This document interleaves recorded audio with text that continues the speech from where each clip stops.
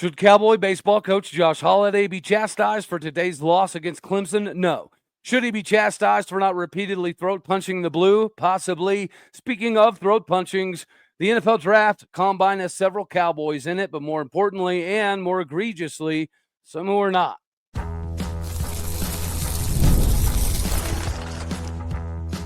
You are Locked On Oklahoma State, your daily podcast on the Oklahoma State Cowboys, part of the Locked On Podcast Network, your team every day. Howdy, y'all, and hello, all. Welcome back to Locked On Oklahoma State, your daily stop for all things Cowboy and Cowgirl related. My name is Cody Stovall. I want to thank you kindly for stopping by to make this your first listen. We're available on all of your podcasting platforms, visually as well on YouTube. Find me personally on X at Aldeo State. Today, we're partially brought to you by FanDuel. Right now, new FanDuel customers can get $150 back in bonus bets if your first $5 hauler is a winner. Make sure that you get with FanDuel.com today. We're going to shift right into the conversation of the Cowboys that did, in fact, get an invite to the NFL Draft Combine. Now, from a national perspective, some of these names are very widely known, and it is understood that these were natural selections for this draft process. But there are some names that were left off. Before we get to those, let's highlight the guys that did, in fact, make it. Of course, the household name all across the country, and Ollie Gordon. Ollie Gordon, of course, finished seventh last season in the Heisman voting after a 1,732-yard year, averaging 6.1 yards per carry, 21 touchdowns. Absolute madness that he had a miraculous season and ended up the Doak Walker Award winner. What is madness is the fact that he's the first Doak Walker Award winner in Oklahoma State history with a long lineage of insanely talented running backs. Now, of course, outside of the phenomenal season, Ollie Gordon also did end up with 880 yards this previous season, even while getting hit in the backfield over 51% of the time, to bring his tally up in just a little over 2 years to 2,920 yards. He has 36 touchdowns as a Cowboy. He has 80 receptions for 585 yards, 7.3 yards per clip, and 4 touchdowns through the air as well. This is obviously something that is indicative of the talent level that Ollie Gordon has, and it is going to be able to continue the legacy that Oklahoma State has with some of the best running backs in the NFL right now. Now we get to see Ollie Gordon make that leap to potentially doing the same thing. Next, we've got Nick Martin, the man who led America in tackles this previous season, 2023, where he had 140 tackles. He ended up this previous season as number 2 in the country about halfway through the year in tackles before he had his injury. So he was well on his way to being number 1 in the country in tackles 2 consecutive seasons. But Nick Martin, a little over 3.5 years in Stillwater, America, ended up with 203 tackles, 24 tackles for loss, 7 sacks, 2 picks, and he even was able to take those picks back for a combined 40 yards. 2023, obviously he was number 1 in the country in the Big 12, number one in the country in tackles, number 1 in the Big 12 in tackles, number 1 in assisted tackles, number 1 in tackles for loss, total tackles, and the sacks department, he was also number 6. So, of course, this makes a whole heck of a lot of sense that Nick Martin is, in fact, going to be up here at the top of the linebackers that could potentially get their names called. Ollie Gordon should be a second or third round guy. Nick Martin likely should fall close to that, but we all know because of the Malcolm Rodriguez sizing chart that he's likely going to fall a little bit later on. You cannot replace the production, so this is going to be obviously massive to see where he ends up getting drafted. Next, we have Collin Oliver. Collin Oliver, after 4 years as an Oklahoma State Cowboy, has 134 tackles, 42 tackles for loss, 23.5 sacks. He's batted down 7 passes. He has a fumble forced, fumble return, 5 fumbles forced.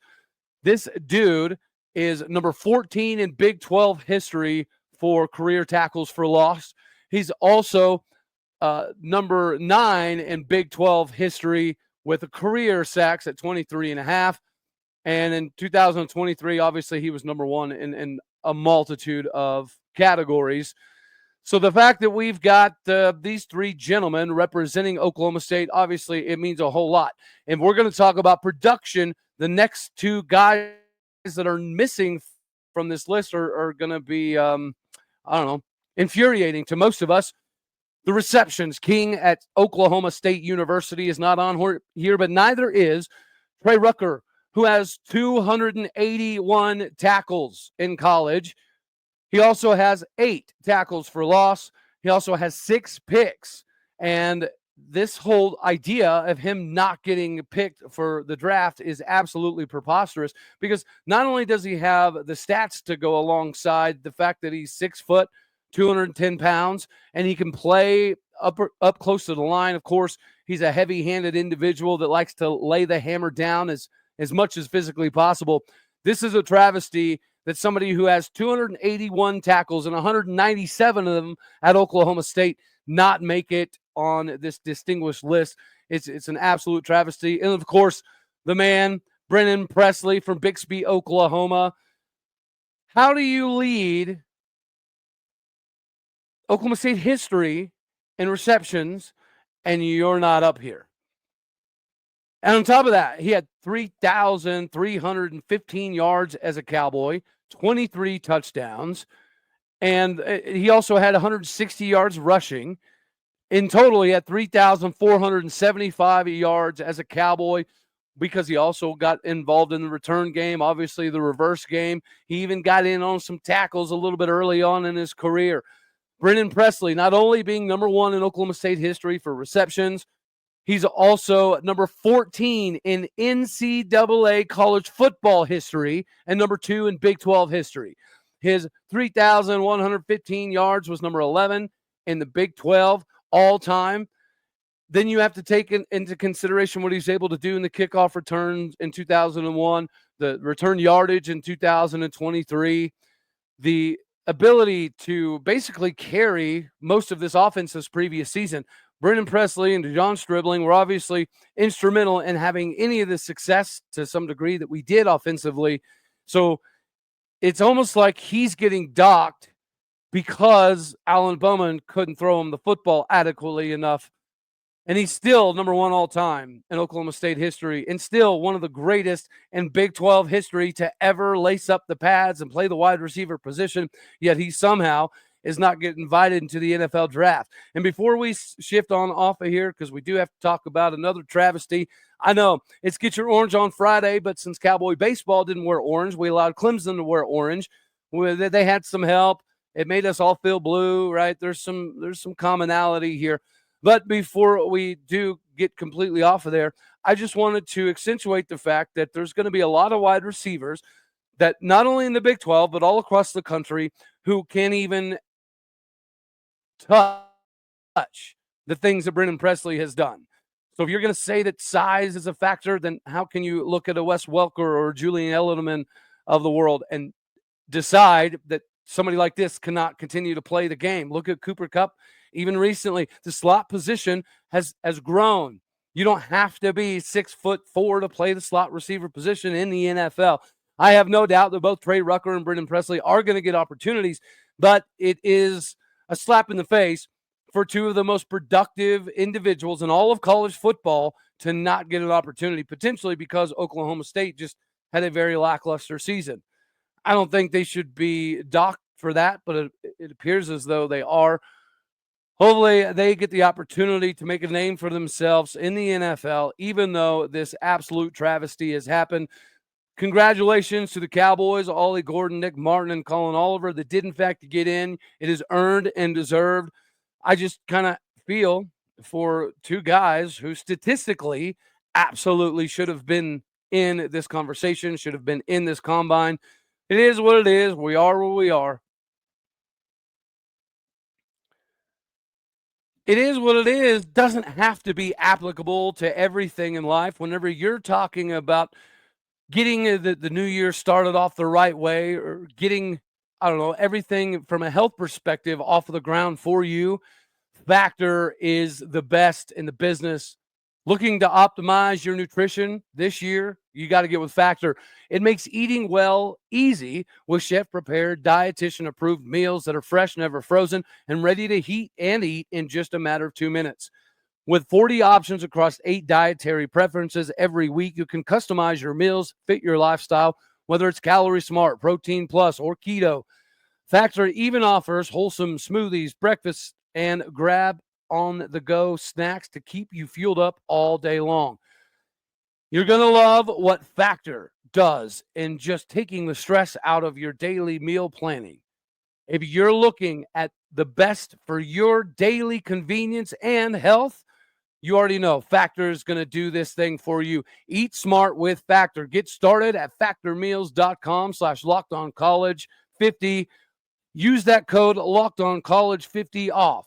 All one word, LockedOnCollege50 off to get 50% off your first box plus free shipping. That is code LockedOnCollege50 off, all one word, all together at factormeals.com. LockedOnCollege50 off to get 50% off plus free shipping on your first box. Get with Factor so you don't have to stress anymore about your health, nutrition while being on the go.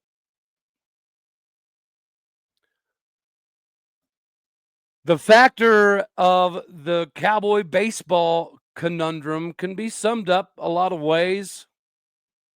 Even there's MVP involved here as well. But the Cowboys, of course, fell to the number 13 ranked Clemson Tigers 6-5, which in the broad scheme of things, that's what you would call a quality loss. But the frustration here is the fact that it was kind of much of the same, right? The biggest complaint has been over the last few years, we're a bang or bust style of ball club. That if we can't bang the long ball out of the park and score runs and almost bunches, when we're going up against technically fundamentally sound ball clubs that come through in clutch moments, these are typically the times that we find ourselves struggling, and I feel like this game was no different. Gabe Davis did, in fact, get the start, which was a little bit surprising after having the broken collarbone in the offseason. I thought maybe we would kind of bring him along somewhat slower, but here it is, the big 6'8", 220-pound righty from Oklahoma gets the start. And you know what? He didn't look bad, but it did look kind of similar to the previous Gabe Davis outings. Domination, walk. Domination, walk. Hit a batter, domination. It was, I don't know, unfortunately, a somewhat traditional Gabe Davis experience, just like it was a somewhat traditional Oklahoma State experience. We were launching bombs, and that was keeping us in the game. Thank you to Avery Ortiz, Donovan LaSalle, and, of course, Nolan Schubert had not only a home run that got robbed and called back, but he did find a way to kind of make up for it, and he continued to prove why he's an All-American and the Big 12 Player of the Year in the preseason, because he was really the factor that got us back in the game after Avery Ortiz drops a bomb. And when the lineup was announced, right, as Avery Ortiz being the starting shortstop, I thought perhaps Drew Culbertson might have a little bit of an argument to have here. I thought obviously Jason Jones could potentially have a little bit of an argument here. Avery Ortiz said, "This is my spot, and I'm going to drop a bomb to begin the season." If anyone thought that the 5'11" shortstop from Tulsa, Oklahoma was going to be the first bomb of the season on your bingo card, congratulations on being a winner. Now, I just mentioned Nolan Schubert did get 100% robbed, but we've got more to talk about in the robbing department. Ian Doherty, he also collected some RBI, so congratulations. We ended up using 4 pitchers. Unfortunately, 2 of those were freshmen, and one of those freshmen, Noah Weck, ended up taking the loss and not even a full inning's worth of work, so I kind of feel bad for that guy. It's just the way the game tilts whenever the score changes and if there's runners still responsible on base. It's okay, though, because it is Clemson. This is one of the heavy hitters in all of college baseball. This is a team that expects to compete for national championships. But the problem is we could have got this thing done. We probably should have got this thing done. But you got to give them props, because when crunch time moments popped up, they did find a way to get runs across the plate. When those crunch time moments popped up for us, it didn't exactly happen. Case in point, in the 8th and 9th inning, down by 1, we went 3 up, 3 down. We allowed their closer to strike out the side, essentially 2 innings in a row. Now, they weren't all 6 straight strikeouts, but nonetheless, it was 3 up, 3 down. We didn't even give ourselves an opportunity. the lack of small ball is likely going to be an issue once again throughout the course of the season. But one thing is very apparent. This team is extremely talented, and we can jack it out of any major league ballpark in America. We can do the same thing in college ballparks. It's going to take some top-notch pitching to shut us down. Ironically enough, Clemson, they rolled out their pitcher who was being hailed as one of the top pitchers in the country. Matter of fact, a lot of people said that he has the number one off-speed pitch in all of college baseball. And we kind of lit him up a little bit. It was actually their bullpen that came through for them. Of course, we just mentioned Noah getting the loss. Ethan Lund also came in, and he looked very, very good for a freshman. Clearly, his fastball is lively. It's got some nice movement. He had a strikeout to kind of get us going, but he also gave up a couple of hits. Of course, the walks were a story. The hits batsmen were a story. The pass ball at a terrible time by Drew Blake towards the end of the game. It's just we had an error mixed in there as well. So we did a lot of things to shoot ourselves in the foot. I can't say confidently that we are the better ball club, but I can confidently say that I think we have more talent than Clemson does. And that should spell success, later on in the season. And we're going to have ample opportunities to kind of get right. Of course, we have a game against Louisville tomorrow. Then we get to face another top 15 team in Texas. So this is not the end-all, be-all. Here's my frustration. My frustration isn't that it's kind of the same old banger bust Cowboys where you're either hanging them in the rafters or we're not really scoring a whole lot. That is a slight frustration, but I'm going to give us some time to work that out. I'm not even overly frustrated with the pitching rotation because at the end of the day, we did have a dominant performance here towards the end by Dagnabbit. Oh, his name escapes me. It was the transfer pitcher from Westmont College that we talked about a little bit yesterday. His name escapes me, but nonetheless, the radio call at the end of the game gave Brock Thompson the Player of the Game award, and I agree with that. I think Brock Thompson went 2 for 4. He was responsible for a couple of different runs. He put a massive charge into another ball that potentially could have gotten Oklahoma State on the board very early. Hats off. Clemson's going to be frustrating, but Cam Kennarella ran that thing down like it was nobody's business. So you got to give him his props. But for me, the MVP of this thing has actually got to be the umpire. And yes, I did save that for the end because I'm not chalking this up to a loss because of the Blues. I'm not. But so you have a home run by Nolan Schubert that evidently was hit too high. Like I've never heard that as a justification before, but apparently he hit it too high for it to be judged correctly. So they called that one back. Okay, it is what it is. Not a big deal. Then we had an opportunity where we had an amazing play by Aiden Miola, who had the opportunity to turn 2 and get us out of the inning, and they score absolutely 0 runs. But instead, that was taken away from us because on a force, all you have to do is catch the ball with your foot on the bag. That is it. That is precisely what happened. Our catcher, Ian Doherty, catches the ball, foot clearly on the bag. Not only is it on the bag, but it's actually in the exact proper spot, which is on the ledge of the front of the plate. So you're not interfering with the runner. You're not blocking his ability to get to the plate.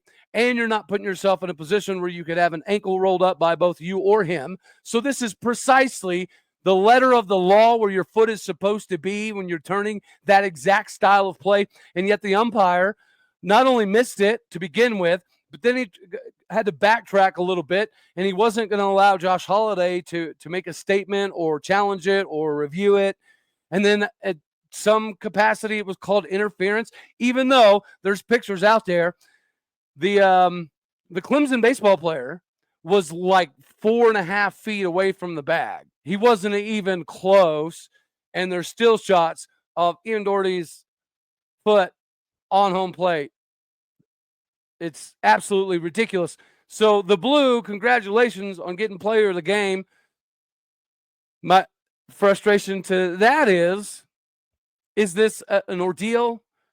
Are we allowed to give NIL dollar bills to umpires? Now, I'm maybe not saying that Clemson gave some NIL donations to the umpires, but I would almost think that would be better than the alternative, because the alternative to that guy not having some skin in the game and trying to make some money on the action is the fact that he's actually just that incompetent, that stupid, and that unknowledgeable of the game of baseball. How are you going to sit back there calling pitches of a massive game to begin the season on opening day in Globe Life if you don't know how to call a middle school game? If you don't understand the rules of baseball, why are you out there? Yet he was. So maybe Brett Yormark needs to have more conversations with some individuals on whether NIL is applicable to give to the Blues to kind of help you out.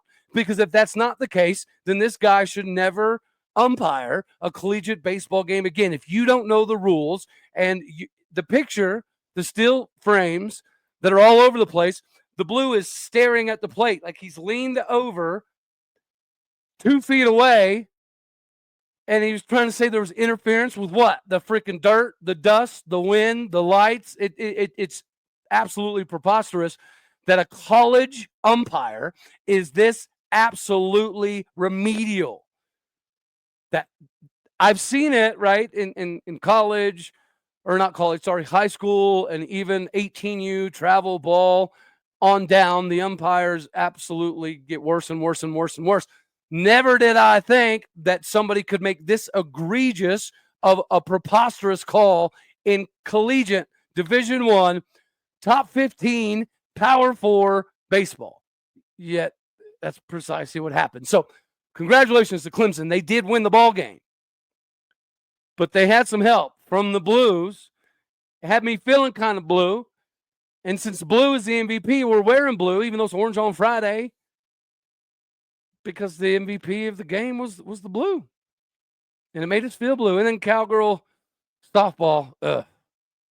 You know what? If I'm going to need whiskey. I might need whiskey to get through this weekend, or even this conversation. I'm not sure yet. What I am sure of, however, is you getting capitalization on your monetary gains. It's got to be with FanDuel. You know it. I know it. And this is going to be your opportunity to show it. When the game tips off, the NBA action is just getting started. And there's not a better place for you to bet on the NBA action than with FanDuel, America's #1 sports book. With FanDuel, you can place live bets throughout the game. So even if you miss the opening tip, you still will be able to bet on the fourth quarter massive comeback. You can stay in on the action. You can look for bigger payouts. You can even combine your live bets into a same-game parlay. Using FanDuel's live betting feature is the bee's knees because it keeps you up on every single moment of the game. Whether you're backing your favorite team for a late-game rally, or you're just predicting a clutch 3 or a massive turnover, you'll never feel like you missed any of the action with FanDuel. Plus, the app is safe to use, and when you win, you get paid instantly. Right now, new FanDuel customers can get 150 bones back in bonus bets if your first $5 bet is a winner. Just visit FanDuel.com to join today. That is FanDuel.com for your shot at $150 back in bonus bets.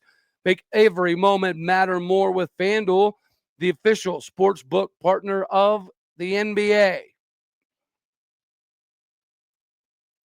We'll make this one short and sweet here. The Cowgirls are #1. And I don't often give Heartland Sports kudos, although they do write some good stuff. They also write some absolutely wild stuff that just doesn't really make a whole lot of sense. And maybe if you're a fan of TCU or Kansas State or Baylor, you might think this is a little bit nonsensical. But nonetheless, Heartland Sports has our Jacie Hoyt led Cowgirls as the #1 team in the Big 12 when it comes to the power rankings. Their previous ranking was #3, but they talked about Oklahoma State, and I think this is a beautiful sign that nationally people are starting to come around to what the Cowgirls have rolling right now. Now, you could make the argument that the Cowgirls could be second, third, fourth, potentially in this conversation, but they're going off of what's hot, right? and the Cowgirls have won 3 of their last 4.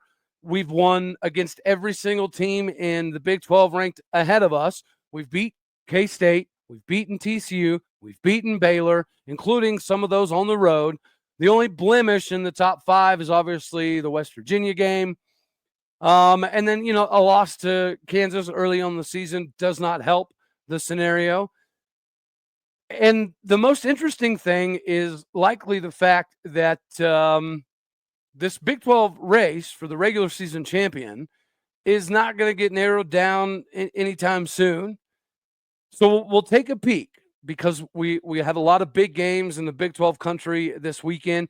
If the Cowgirls get yet another W, then we can explore what it would look like for Kansas State, TCU, and Baylor, what they would have to do for the remainder of their schedule to end up at a spot where they would give way to Oklahoma State for that number 1 seed or the regular season champion. There's plenty of games to go. This is a wild, wacky, and hectic moment for Big 12 girls basketball. But 2025 was supposed to be different for us Cowboy and Cowgirl faithful. Wrestling, all right, that's nice. It's fun. We appreciate you, David Taylor, Jacie Hoyt, and Cowgirl basketball. Awesome. Cowboy baseball, it's one game. I just don't like the fact that it's the same old, same old. We're either dropping bombs or striking out. There's not a lot of in between. And then from the pitcher's standpoint, did we pull Gabe Davis too soon? Did we give him too long of a leash? Should we have brought in 2 freshmen right after that? There's a lot of questions you could potentially have. And then you have the transfer that comes in, and he strikes out the side to give us an opportunity in the ninth. So shout out to Avery and some of the other individuals like Nolan, who had a big day. Jason Jones was able to kind of factor in this whole ordeal with a very hard hit that scored an RBI. We have all the power in the world, which is what has been Oklahoma State baseball for the last few years. Small ball could still be a problem. The management of the pitching rotation might be a problem.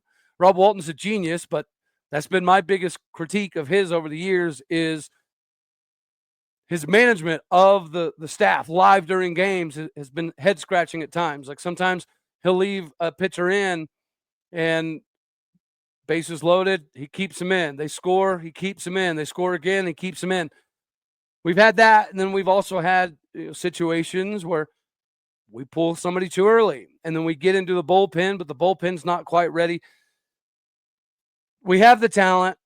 We have the arms. We have the bats. It's game 1 against one of the top teams in America. I get it.